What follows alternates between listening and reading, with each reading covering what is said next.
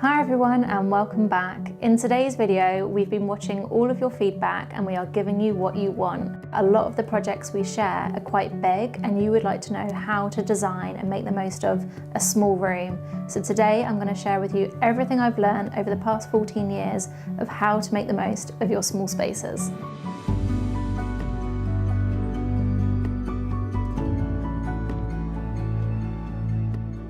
So let's get straight to it. Tip number one is all about furniture, and I really want to go into some detail here with you. If you look at this project behind me, this is a good example of quite a small room. Although it's got tall ceilings, the actual floor space is quite tight.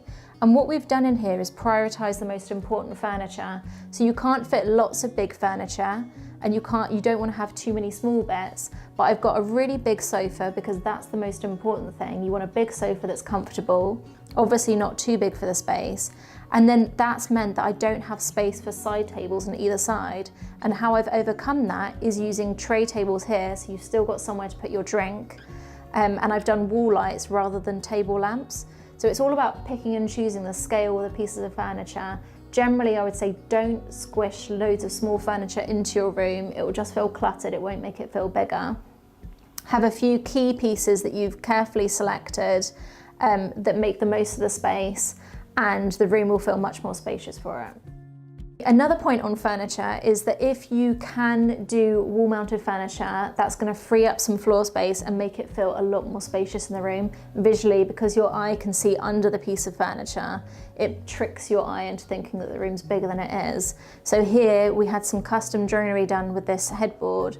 We didn't have room for bedside tables. It was the tiniest space. We didn't want to go any smaller on the bed.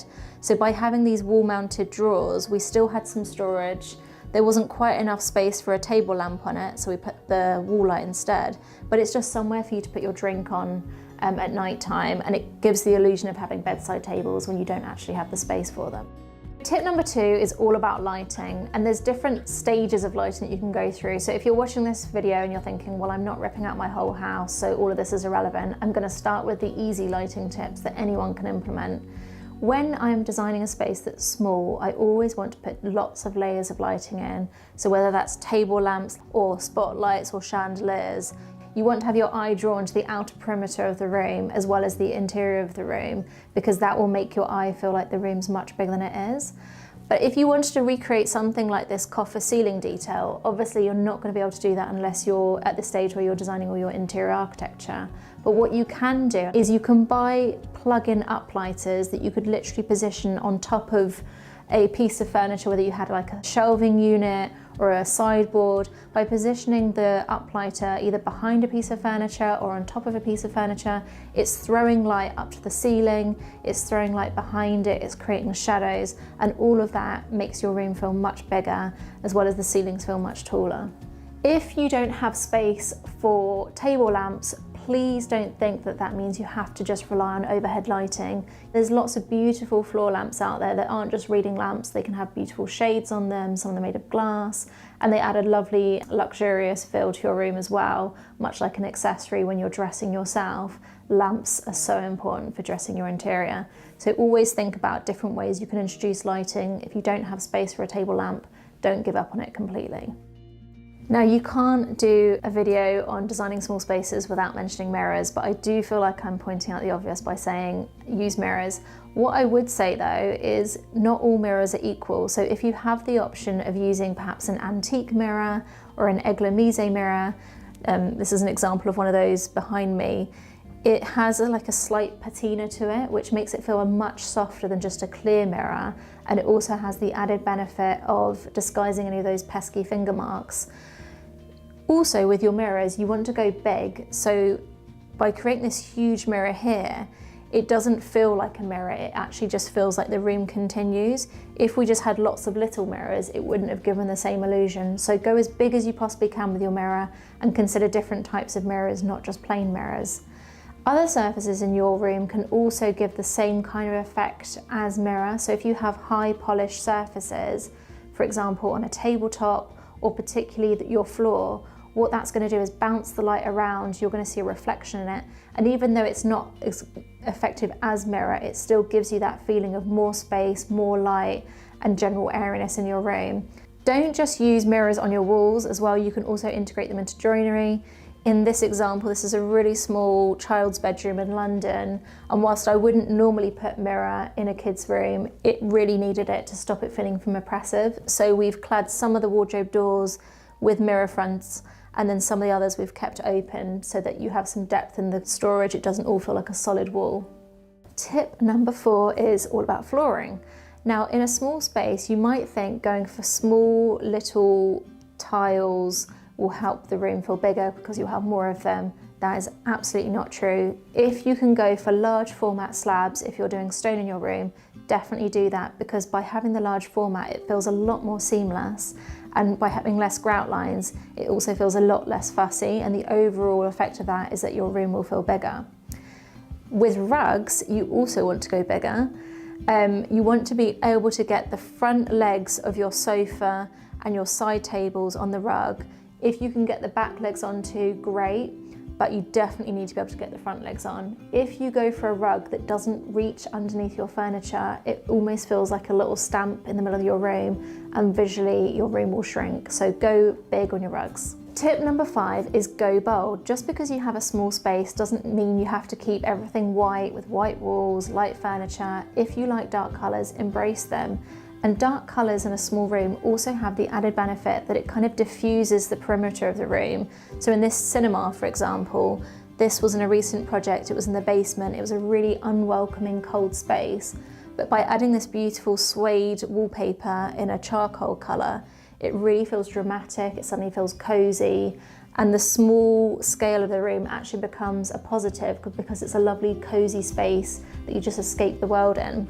But by having the dark walls, you also aren't so aware of where the room ends. It kind of confuses the eye a little bit. So what would have felt like a really small cinema room suddenly becomes this beautiful, glamorous space. And you can see we've implemented some of the previous lighting design details that I've mentioned by having this uplighter behind the sofa, which is something that we've done with the joinery, but you could create that same effect by having one of those plug-in uplighters behind your sofa, and also having some up and down lighters. We didn't have any space for table lamps, wasn't a problem. By putting these up and down lighters on the wall, you create some drama and it also draws your eye. Even if you want to stick to a light colour palette, don't be worried. This doesn't mean you have to go dark. If you like a light colour, neutral room, that's absolutely fine. You can still create drama in that space. As we've done in this kitchen, we've kept everything really toned down and pared back, and then we've just gone for a large scale bold pattern on the Roman blind, and what that does is it creates a focal point in the room. It draws your eye, it's drawing your eye to the furthest point, and it stops it all from feeling bland and boring. So just play with patterns as well as colours. If you don't like dark colours, maybe embrace a slightly stronger pattern in your fabrics. This is one of my favourite spaces we've ever designed, and it was a little breakfast nook in a project in London, a townhouse, and it wasn't a big space at all, but this is a family home and we wanted to create an area where they could have breakfast, informal meals together. And what we did to create a space where it's open plan that didn't feel very small is we wanted to kind of borrow space from the rooms off of this little area. So this links through to the kitchen, and then down here where the photographer would be standing is the playroom. And how we did that was keep the colour palette consistent. So in a really small space where you have lots of rooms coming off of that space, try and use similar colour palettes. You still want to give each area its own identity, but by using a similar colour palette on the floor and on the walls, it kind of makes that area feel like it expands into those other rooms.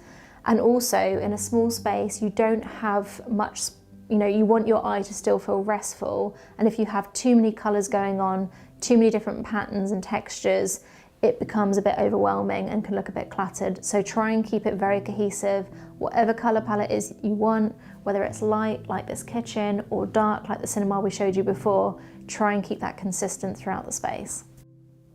Tip number 7. Try and source pieces that really help you find additional storage. So if you don't want to do lots of built-in joinery, you're still going to have hidden extra storage that you might not have otherwise. So what am I talking about here? In this particular room, we had this sofa made, which underneath has drawer pull-out storage. This is a really small playroom and we needed every possible inch of storage that we could have. In your bedroom, you might have a bed that's got drawers underneath, or sometimes we'll do a lift up mechanism that allows you to store suitcases when they're not in use under there. Opt for bedside tables that are all drawers rather than perhaps a bedside table that just has like a small top and legs. You really want to have that extra storage. And with your bedside tables, try and go for extra deep ones, because even if you don't have a lot of wall space, that's going to give you extra storage and extra surface area for items that you might want to display. If you have room for an ottoman, think about getting an ottoman with a lift up lid so you can shove more storage in there. So really try and find pieces that are multi-purpose, that don't just look beautiful but give you extra storage options as well. Now, when it comes to small interiors, there really is no substitute for built-in joinery. Yes, it's expensive, but it's going to make a huge difference to how your small room feels. What it does is it allows you to use every single inch of space that you have to put storage in there. And when it comes to joinery, you don't just want to shove storage and not think about what kind of storage it is, but you want to mix it up. So in this room, we have done a window seat under the window, which is a lovely area to sit. But underneath the window seat is a pull-out drawer that's giving you extra storage. We've gone for some open shelves to the side, because if this was fully blocked off, it would make the room feel smaller because it's a solid wall. But by having the open shelves with some LED lighting, again, it's drawing your eye into those little recesses and making the room feel a bit deeper. So I would say if you can do built-in joinery, it's the absolute best thing you can do. There's no other more efficient way of making the most of your room. In this particular bathroom, this was a really small space as well. And again, it's another good example of how joinery makes the most of every tiny bit of space you have.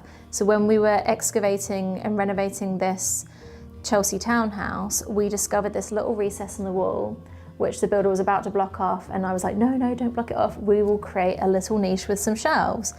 And just by having that little niche and these custom shelves, although it's, probably about 10 centimeters wide, it again creates visual interest, makes you feel like there's more going on in that space. And it also gives you some practical storage, so you can have some little area for flannels, some books. You can see we've also implemented the same idea that we did in the kids' room, where you have some open shelving so it's not all closed off. This gives you a little bit more breathing space around the dressing table area, where you don't want to feel hemmed in, you want to feel like you've got a bit more space around you. So it's still offering some storage, but it's also not blocking off areas in the room. Window treatments are really, really important when it comes to your interior. If you have a small space, you do not want to have bulky curtains that block out the natural light, that take up a lot of floor space. So what you need to do is think really carefully about what kind of material you use. You want to opt for a fabric that's going to drop very neatly and fold very neatly. You don't want a big puffy curtain that's going to take up loads of floor space and is going to encroach across your window, because that's going to make your windows feel smaller, your room feel darker, and you're going to have less floor space. Another tip that I do, and these are probably my most asked about curtains I've ever done, I think they're so elegant, is we weight the bottom of the curtain with some little weights. Get your curtain maker to add the weights in, and that's going to make them drop even neater and stay really straight. And you'll notice as well, we've put the curtain pole as high as we possibly could. It's literally right under the cornice, and what that means is it's drawing your eye up and making the room feel as tall as it possibly can, and ensuring it doesn't block any natural light. So that's great. If you do have room for curtains, they can create a lot of drama. They look very elegant. And I think here they make the room feel grander as well. But if you don't have room for curtains, you can always go for Roman blinds. And what that allows you to do is push your furniture right up against the wall. Whereas when you've got curtains, you need to leave a bit of space, because obviously you need to be able to draw them and open them. With Roman blinds, you can push everything back. My final tip, and this is something that anyone can do, it doesn't take much time and it doesn't take a lot of money, in fact it takes no money at all, is declutter your interior and your rooms. Because no matter how much storage you've got, no matter how much beautiful wallpaper you have or great lighting, if you have lots of clutter in your surfaces, the room is going to feel claustrophobic and much smaller. So really look with a harsh light at all the things that you own, that you have on display. Decide to keep the things that you think work the best, and the things that don't have to be on show, put them away, because you want to give all your beautiful accessories and most treasured possessions breathing space so you can appreciate them and the room on the whole is going to feel much calmer, much less cluttered, and as a result, much bigger. Thank you so much for sticking with me. And if you are enjoying this channel, don't forget to hit that subscribe button, because I've been told by Ollie that apparently 70% of you that watch this channel aren't subscribed. Me and Ollie are huge geeks and we love round numbers, and we would really love to get to 100,000 subscribers this year. So please, if you're enjoying this channel, hit that subscribe button and you'll make us really happy, and we'll see you in the next one.